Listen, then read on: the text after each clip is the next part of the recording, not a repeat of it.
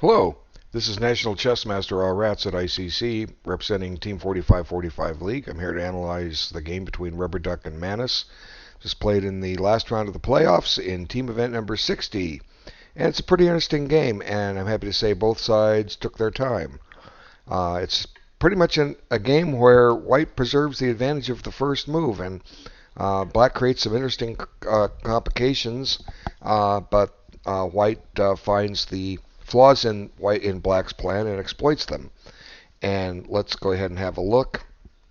We have the Scandinavian defense or center counter defense. That's how the name I learned it under. Scandinavian is probably the more worldwide name. Uh, Usually the queen goes to a5, but there are a lot of lines where it goes back to d8. I don't necessarily like to put it back on d8 or recommend it go back there, simply because black doesn't get too much activity. But I'm not sure of all the book lines. Usually knight c3 is played at some point, and the queen goes to a5. Here, white's delayed knight c3 and kicked the queen with c4. So you have to be adept at this opening to understand which is the better move, and a lot of it comes down to your personal preference. But black is able to get his pieces out, and so does white. And here there's an interesting pawn sacrifice. Let's see. Black takes some time, 6 minutes on it now. Is queen takes this pawn worthwhile? Possibly not. Knight b4 might be annoying. But that's kind of beyond the scope of what we want to do here. White didn't bite, and both sides continue to develop their pieces. And here, white picks up the advantage of the bishop pair, although it really doesn't mean much in this position because the board isn't open for the bishop. So I would say black's close to dynamic equality, and white just has that advantage of the first move. And both sides continue with their plans. Black has mobilized his king rook on the open file, or the half open file, and white hasn't brought his rooks into play, but he's starting to grab a little space and territory on the queen side. And this pawn advance that he's doing will ultimately prove to be decisive, because it's going to come down to white's queenside pawns versus black's kingside pawns. And black's never really get going in the right way, as we will see. Okay.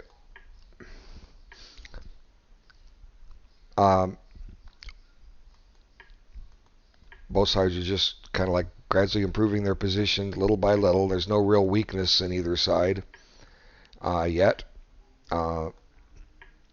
Now, a lot of times when the knight, like for instance in the Jagoran defense, the Nimzovich defense, the black knight is on c6 blocking the c pawn, and when that knight tries to remaneuver, white's allowed to get knight e5 in, and that's exactly what white does here.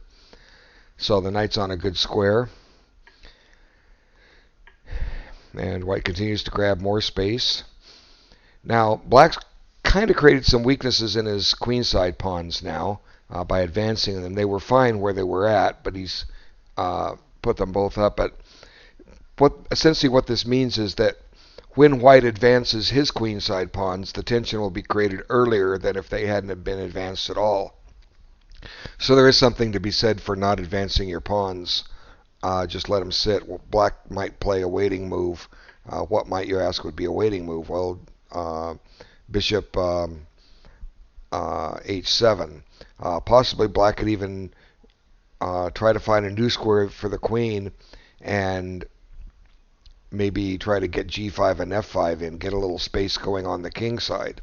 White's certainly not poised to attack the black king, so maybe a strategy like this could be attempted. But again, that's kind of beyond the scope of what we can look at here. But you know what? I'll take a quick look. Let's just do some of the things similar to what the game said. Now, where are we going to put this queen? Let's go ahead and play g5. Okay, now, if white pushes c5, black gets the d5 square. Uh, but let's try it anyway. But I'm just not going to go here. I'm trying to accomplish something here. Now knight g6. And now if knight takes, queen takes. And black is ready for f5. White could play f3. And, I don't know if this is forced or sound, but it just gives an idea of what might take place here. And white's going to try to open up the board for his bishops, but black's ready to occupy d5. I would say the game is essentially pretty close to even. There's an A file there for the taking if anybody wants it. I'm not sure it'll get anywhere. But let's go back to the main line and see what happens. Okay, so we've got the pawn weakness made. Now white starts grabbing more space and getting ready to make some exchanges of the pawns. And now black counters again. Now, did he need to do that? Maybe he's better just to let white take on c6 and let white prove what he's trying to do. What this move tries to do is undermine the e5 square. And it also creates something which will be noticed in just a little bit. It creates a queenside pawn majority for white. So I think black should just continue to roll with the punches. The game is essentially pretty even, and if black tries to upset the apple cart by trying to wrest the advantage away, it can backfire on him, and that's kind of what happens. Sometimes you want to win every game, but you have to just sit there and ride it out and let white conduct his demonstration and maybe come back to the plan I was suggesting for black of trying to somehow mobilize his pawns. But we'll see what takes place here in a moment. Now, as I was saying, black is trying to undermine the e5 square, and white supports that knight on e5. And I decides to try to kick that knight out of e4. And there's going to be a very interesting combination here in just a moment. Now, here's the point where black has an opportunity to remove the defender of the knight on e5, but it's not going to work. He doesn't do it just yet. Let's look at, he's going to sacrifice the exchange on d4. Let's try it now. Okay, that undermines the defense of the knight. Now, if black takes with the queen, there's a little fly in the ointment here. Black has picked up 2 pieces for the rook, but suddenly there's a fork. The 2 knights got forked, and one has to be given up. Well, let's take a look at this. Where are you going to put a knight? You're going to have to jettison a knight for a pawn. Well, you know what? Maybe this move would be okay. Let's see. Maybe not. b7 is starting to come weak. I'm trying to eliminate that queenside pawn majority. Okay, let's take and take. D7 square looks, well, maybe black's okay here. He's got to find a place for that knight, though. He can't go to h7 because he gets back rank mated.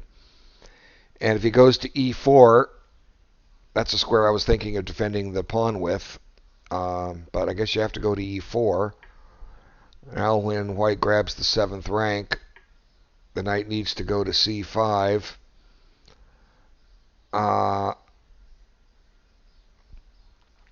Rook c7. And it looks like maybe is white going to win that pawn, or is black going to hang on to it? Rook c6. Knight d7. Rook d6. And now comes, I think the only way to defend the pawn is e5, and you're going to lose a pawn, just be down the exchange. And I think this is a win for white in the long run. So the whole drawback with this exchange sacrifice is that white is going to end up with a queenside pawn majority, and white ended up with a queenside pawn majority because black undermined e5. It gives black a kingside pawn majority, but black's not doing anything with his. That's why I was suggesting maybe he ought to try to get something running. Anyway, knight f4 and bishop f1. Now comes the exchange sack. And now kind of a surprise move. How many saw this coming? Queen takes, but black had prepared it. So it's a good. We give black a lot of credit for this move, and clearly he spent some time figuring it out. And if white doesn't take the queen, he's just going to be down 2 pieces for the rook. So now black regains the queen or gets a draw. Okay, check. And white has 2 legal moves. Take the knight or move the king. Okay, if you move the king, you get knight f2 check and repeat the position, right? So let's revert to the main line, even though it's the same position. White must accept. And black has succeeded in sacrificing the exchange and messing up the white kingside pawns. So here's another position where we really like to see those black pawns advanced, and yet they're not. But there's the glaring weakness in the black position is that pawn majority on the queen side. This is going to force a pass pawn, and it's going to force one quickly. And black needs to find a way to stop that. But I think passive defense in the long run is going to kill him, especially since he hasn't gotten his kingside pawns going. So white centralizes king further. Now black gets his pawns going, but he's not going to do too much else with those pawns, unfortunately. He tries to get the king into play, and what happened to my clicks? I'm losing my clicks. I don't hear the clicks on ICC. Okay. Anyway, should be okay. We don't need a click on the video. So now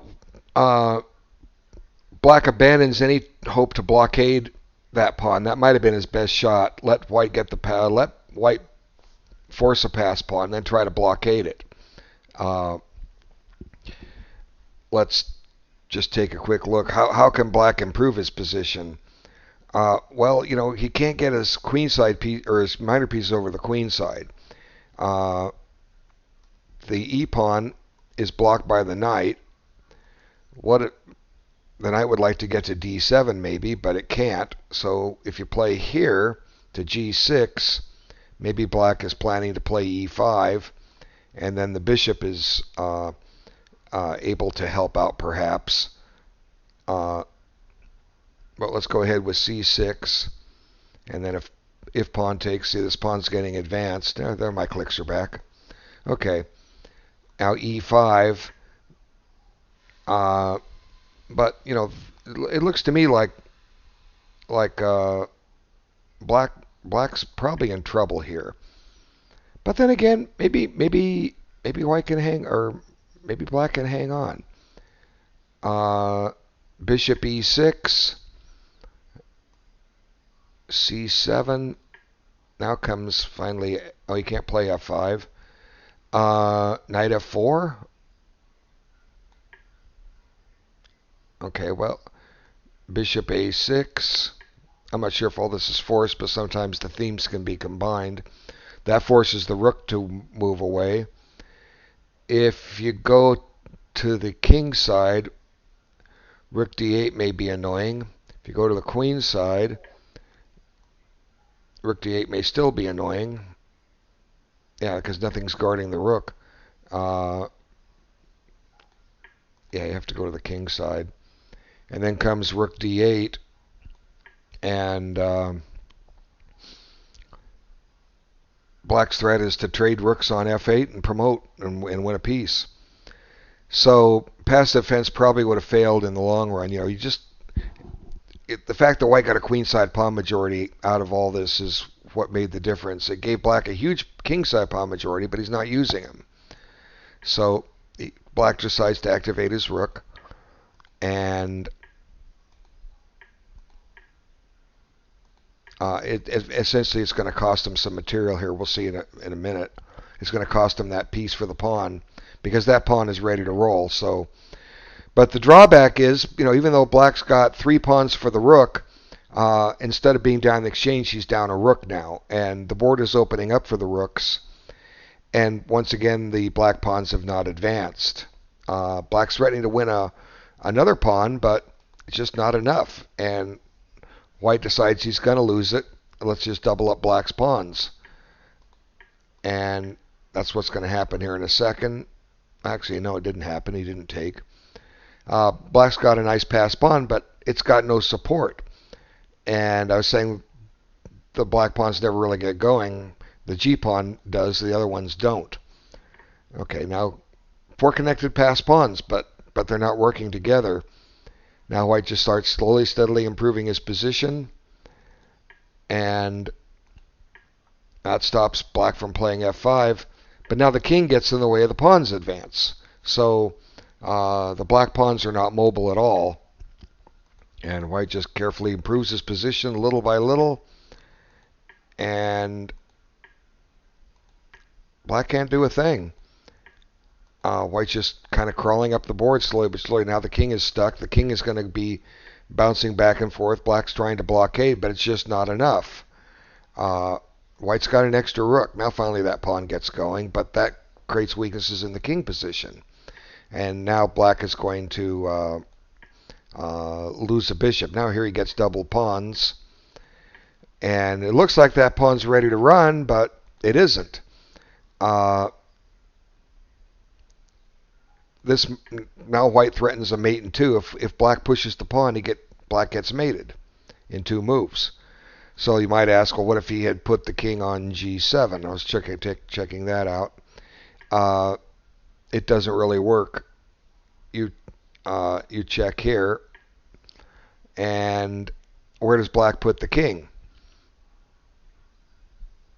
Okay, he's got 3 choices: h6, h8, g8, or f8. Well, the drawback with h8 is pretty apparent. Rook takes check. The king moves, and white picks up the rook, and the black pawns are stopped in their tracks. Let's back it up. If he goes to g8, oops, back up, sorry. If he goes to g8, white has time to bring his rook back, and if the pawn advances, you have it blocked in its tracks. And if this pawn advances, I think you can stop and collect this pawn, and black must move his rook. And let's see, I guess you shift the rook over. This gets to the 7th rank, and white backs up and stops all the pawns. There may be other ways to do it, but that certainly seems to work. And I think pretty much the same thing happens if king f8. You have time to bring the rook over. Actually, you might even go threaten a checkmate. How does black defend this checkmate? That might be, like I say, there's other ways to do it. That might seem to work. Black can't stop the mate. And I think what was I saying? The other move was king here. Let's go threaten the mate again. Now the only way to stop mate is to put the king here. And this will do it. Like I said, there's always more than one way to win some of these positions. And the black pawns are stopped in their tracks. White wins. Okay, so let's go back to where we were. So he came back here. Now comes the mate threat in 2. So black brings his king back. White goes and threatens mate again. And black resigned because clearly he's going to see a similar position as to what happened. The only move that I showed earlier, the only move to stop mate, well, you could throw the rook away. That'll stop mate for a second. But the only move to prevent mate is to put the king in the corner, right? And let's just check. And we just had this position on the board, right? Or something very similar to it. So I think it was a very nice and well played game by both sides. Certainly a lot of creativity. The drawback for Black was that he gave up the exchange in a position where White could get an outside pass pawn, and that outside pass pawn cost him a piece. And he still had some play and he had some activity, but he just didn't have enough. And White won by converting his very tiny advantages. You know, a weaker player could have lost this game with White or not won. It's just that simple. One of the better games I've seen in Team 4545 League because it was so well played by both sides. All right, I want to thank everyone for their time. I guess that concludes the videos for this event. We wait the start of Team 61, and I'm disappointed by the lack of nominations we have. I'd like to see more nominations, more games like this, because I'll make videos on them. Please don't nominate a game if the winner plays blitz chess. I will never, even if it gets selected game of the week, I will never make a video of that. Okay, because we're not going to reward people that move quick, and we'll go from there. All right, thanks so much for your time. Take care. Bye now.